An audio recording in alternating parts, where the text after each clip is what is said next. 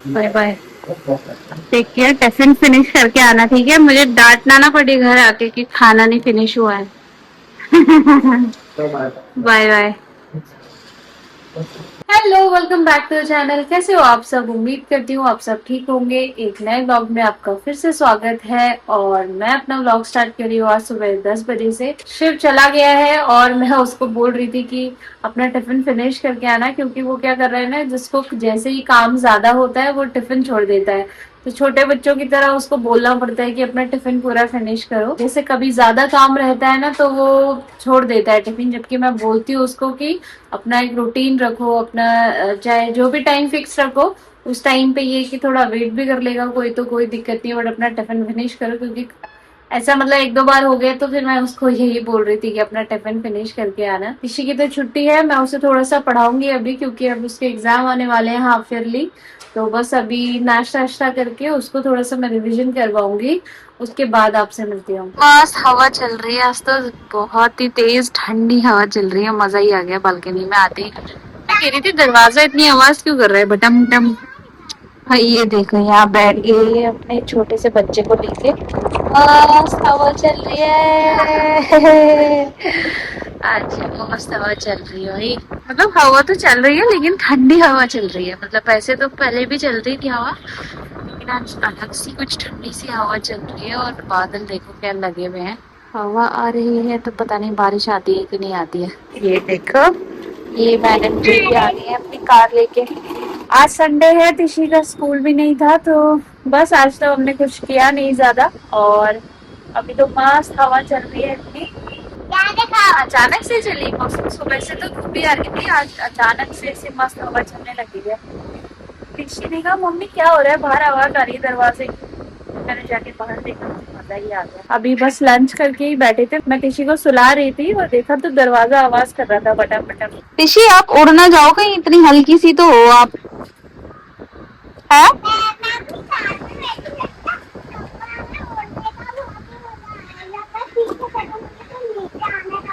आप तो उड़ जाओगी, मुझे लग रहा है आपको भी बांध के रखना पड़ेगा। आपको बांध के रखना पड़ेगा लग रहा है। नहीं तो मेरी कार उड़ जाएगी। हाँ वही तो। ठंडा बाहर हवा ठंडी, पानी ठंडा, हवा ठंडी। ओ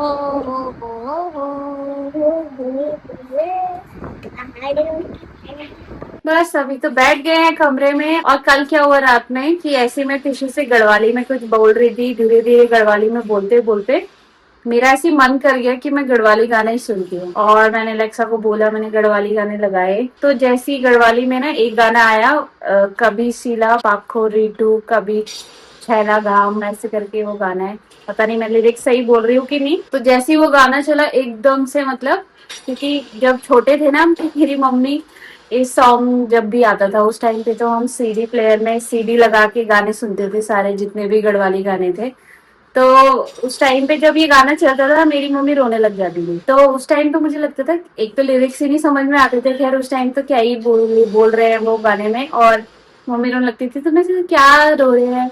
कल वो गाना एकदम से चल गया और अब तो जैसे लिरिक्स समझ में भी आ रहे हैं, जो नहीं भी समझ में आ रहा है एटलीस्ट उन्हें लिरिक्स ढूंढ के पढ़ भी ले रहे हो। तो जब वो सुन रही हूँ और जब वीडियो देखी तब मुझे समझ में आया कि मम्मी इतना क्यों रो रही थी। कि उसमें वही है कि उसमें बता रहे हैं कि वो ऐसे गाँव में चली जाती है लड़की जहाँ पे घास नहीं है, कुछ नहीं है, उसको अपना मायका भी दिख रहा है। तो ये शायद मम्मी नहीं है तो मेरे ख्याल से जितनी भी गाँव में उस टाइम पे कोई भी होगा जो उस टाइम पे गाँव में जो लेडीज रहती है वो सभी शायद रोती होगी।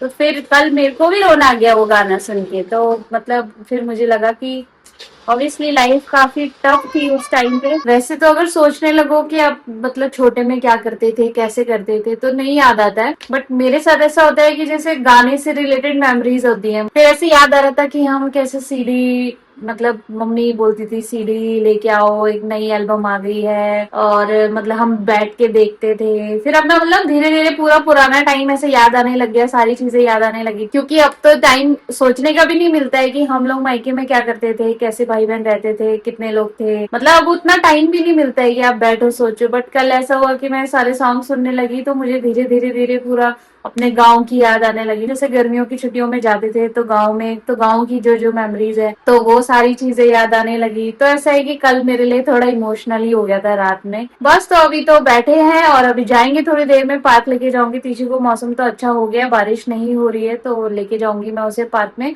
वो भी काफी दिन से बोल रही थी पार्क में जाने के लिए, बट शाम के टाइम या तो वो सो जा रही थी या फिर वो बारिश हो जा रही थी। तो आज लेके जाऊंगी मैं उसको, क्योंकि उसने कहा है कि उसे डॉगी को बिस्किट देने हैं, तो बिस्किट भी खिलाएंगे डॉगी को।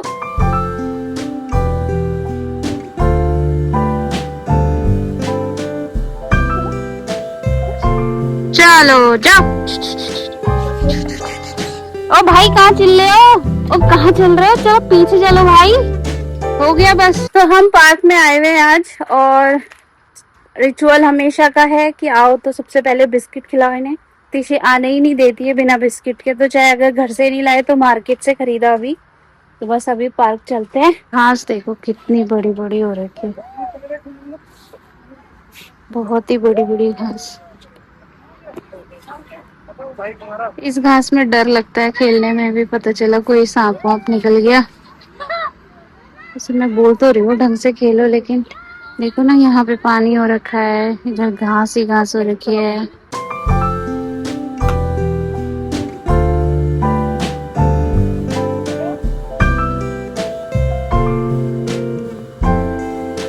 नहीं, वहां से क्यों, वहां से क्यों, ढंग से जाओ।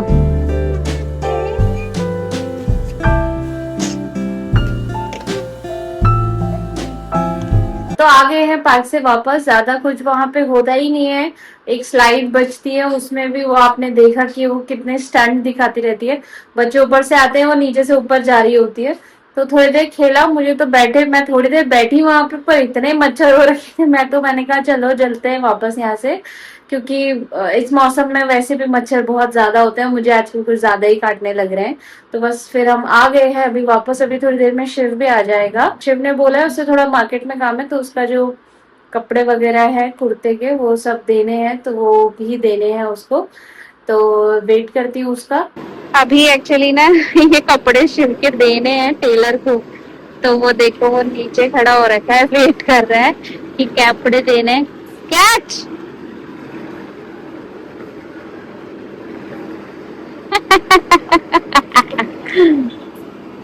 तो एक्चुअली ये हो रहा है ना, उसे टेलर को देने जाना है। शिव कह रहा था कि तुम्हें भी आना है तो आ जाओ। फिर मैंने कहा काम तुम्हारा ही है, साइज भी तुमने ही देना है सारे। तो फिर मैंने कहा मैं नहीं आती हूँ, मैं तब तक डिनर बना लूंगी। तो इसीलिए हम नीचे नहीं गए, यहीं से ही बालकनी से ही दे दिया। और शायद बैग भी हल्का सा फट गया है, बट कोई नहीं, तो दे देंगे, टेलर को कपड़े ही देने हैं। तो बस वो चले गया है मार्केट में, तब तक डिनर बनाती हूँ। और डिनर में आज मैंने बनाया है कद्दू। वैसे मैं अभी मंगल बाजार गई थी तो वहां से मुझे वो जो पका हुआ पीला कद्दू होता है ना वो मिल गया था, बट वैसा टाइप का नहीं मिल रहा है। जैसे होता है ना एकदम टाइट कद्दू, वैसा नहीं हो रखा है वो अजीब सा ही हो रखा है। बस यहाँ पे देखो आज सब्जी में बनाया है कद्दू की सब्जी। और शिव ने जैसे सुना कद्दू की सब्जी, उसका तो मुंह ही बन गया है कि कद्दू कौन बनाता है रात में, चावल में बनाना है। मैंने कहा चावल तुम खाते नहीं हो, कद्दू ऐसे कैसे रह जाएगा। तो उसको कंप्लीट करने के चक्कर में मैंने ये बनाया, साथ में उसके लिए मीठा। केले बचे हुए थे काफी दिन से, तो केले का मैंने ये शेक बनाया, ऊपर से आइसक्रीम आइसक्रीम डाल के, ताकि उसका मूड ठीक हो जाए इसको खाने के लिए। तो चलो फटाफट से डिनर देते हैं। चलो शिव का रिएक्शन लेते हैं।